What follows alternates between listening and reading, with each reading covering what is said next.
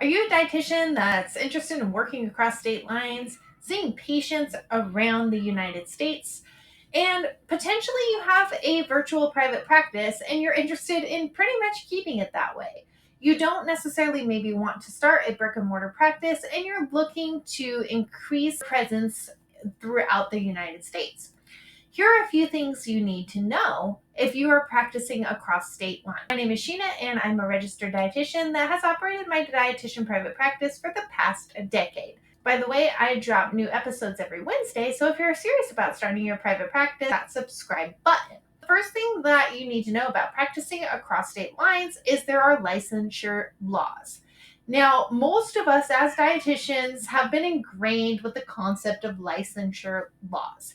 You become a dietitian, you pass your national exam, and you need to become licensed in the state that you're in if that state, in fact, has licensure. However, what if it does not? And that's where really the gray area comes into play here, and where we can honestly kind of capitalize a little bit as dietitian with virtual practices. So the first thing that you need to know is that a registered dietitian with, I think, one other credential, which is like a CNS or a certified nutrition specialist or something along those lines, are really the only medical providers that are able to provide and bill for medical nutrition therapy or MNT. Important to know because if you are planning to work across state lines, you need to be very careful about where you are providing medical nutrition therapy. I often see a lot of posts about so and so is providing nutrition education, doing information about keto diet, etc. And where do I report this individual? It is actually within anyone's scope of practice to provide basic nutrition information or advice. We can provide information on diet plans, weight loss, anything under the sun, as long as it's not medical nutrition therapy. And when we're thinking medical nutrition therapy, just as a refresher for us nutrition professionals, it's going to be things that have a clinical impact. So things like dietitian for cancer patients, eating disorders, diabetes, etc. Something that requires a medical meal plan to help facilitate that intervention. Now, medical nutrition therapy is specifically reserved for, like I said, dietitians or that CNS credential. With that, one really cool thing about that is that when we're billing insurance, registered dietitians are one of the only providers that are actually able to bill for medical nutrition therapy. So, in my personal opinion, why wouldn't you? But honestly, that's outside of the scope of the topic of this presentation. This presentation is targeted more towards where you can actually serve patients. And it depends really on what your niche is. Because if you exist in a niche that does not provide medical nutrition therapy, such as weight loss, keto diet, etc., you actually kind of don't even need licensure across state lines. This actually changes a bit when we're thinking about accepting insurance. So that's where I want to be really clear on the differentiator here. This actually does not cover anything except for medical nutrition therapy. And this is a common misconception amongst registered dietitians. Registered dietitians often believe that if they simply call themselves health coaches in other states, they can provide interventions such as weight loss and they can bill it to that insurance and the insurance will cover that service. Wrong. Insurance does not cover anything except for medical nutrition therapy. Now, you can probably bill that, quote unquote, get away with it, and the insurance will pay you, but that is honestly insurance fraud. Insurance does not cover anything except for medical nutrition therapy. So you want to be very careful about that when you're crossing state lines as a virtual dietitian provider. So, one thing to know is that we can absolutely cross state lines and we can also bill insurance across state lines, but we have to be very careful about the licensure laws. So, one thing to note is there are a multitude of states that do not require dietitian licensure at this point. So, a few that I know of are California, Michigan, Vermont, Illinois, Arizona, Texas, Colorado, Virginia, and Oregon. Now, I do want to note that states like Washington and Oregon, there's a lot of controversy over whether these actually require a quote unquote licensure. I live in Washington State, and I'm going to just be honest, I have no idea whether my quote unquote certification is actually required or not. I do it just for good measure and because I've had it forever. But I honestly don't know if Washington you can practice without a license or not. There's also a couple other states like New Jersey and a few others that it's the licensure is kind of in the process, but we're not really sure at this point. Michigan is actually one of those as well. Michigan is moving towards that licensure, and we just need to be really careful and mindful of that when that actually comes into play.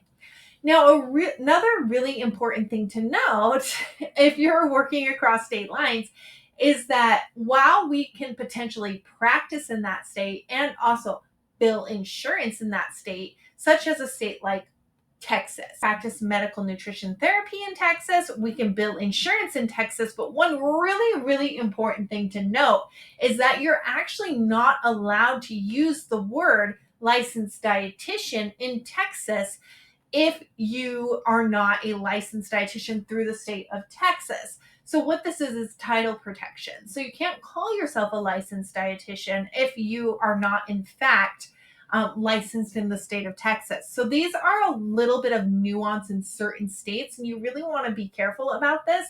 If you are using licensed dietitian on your, like, say, email signature, on your website, etc., you need to be really careful about taking clients in Texas because they do require that title protection for licensed dietitians of Texas. So there's all sorts of little rules in some of these states.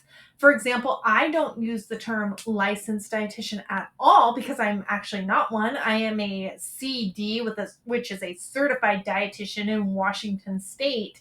So I don't use that term licensed dietitian on any of my email signatures, website, etc., because I'm actually not one. So for me, this is no problem in the state of Texas. But if you are a licensed dietitian, that is something that you use on your signatures or anywhere else in where you appear in visible space. You want to be really careful about that, even if the state does not typically require licensure. I know that's a little bit confusing, but you want to very carefully check the rules of each state.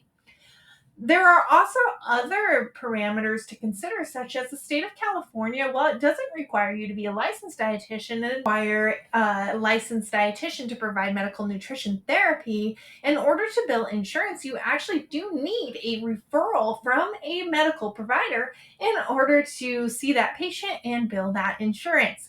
So there's all kinds of little nuances there, and you just want to be very careful that you are following the law in the states in which you are practicing your medical nutrition therapy.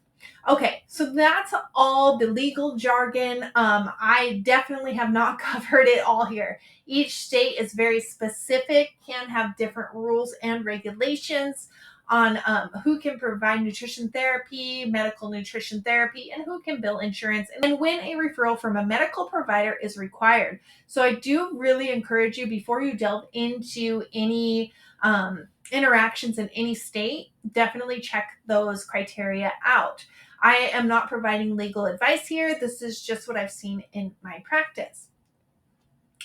However, we can practice across state lines. In those states that are non-licensure states that you are able to provide that medical nutrition therapy without having a license, such as Arizona, Texas, you are an in-network provider in your local area with those major companies such as Blue Cross Blue Shield, Regence, Cigna, Aetna, etc. You can bill for a client across state lines. And that's what makes this really, really cool, is that you, as a private practice dietitian that is fully virtual, have a plethora of options of where you can see clients. There's also a lot to consider, like, say, the state of Florida.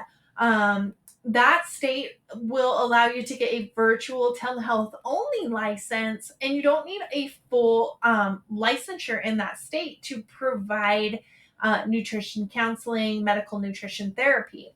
The really cool thing about that is if you are outside of that state, your likelihood of getting paneled on insurance panels is much greater because a lot of insurance panels in Florida do not actually contract with dietitians.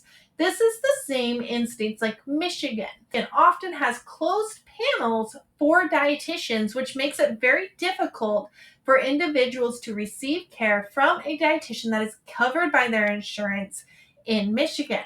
So if you're able to market your services to Michigan providers, that might be honestly a really good sell because you could potentially take a person in Michigan's insurance, whereas maybe local dietitians might not be able to take that insurance. Now, I'm really sorry if you're one of those individuals that exists in those states with a closed panel, but my main goal is to help increase access to everyone to a registered dietitian. And one of those ways to do that, honestly, is working across state lines, getting contracted in your local area, and sharing your services across those states that do not require licensure.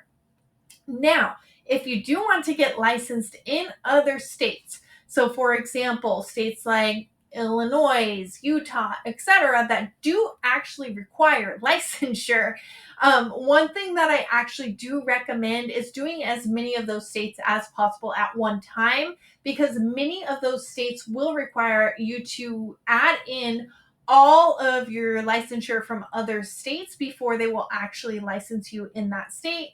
And sometimes this comes at a cost. So, for example, if you're looking to get a license in Utah, and don't quote me here because this isn't actually a real example, but if you're looking to get a license in Utah and you have license also in Illinois and New York, etc., you're going to need to probably pay to have the validation of your license sent from all of the licensed state that you are already licensed in. So if you just do as many states as you're able at once that you would like to be contracted with, that actually is going to probably save you a lot of time and money because you won't have to actually validate all the states that you're actually licensed in.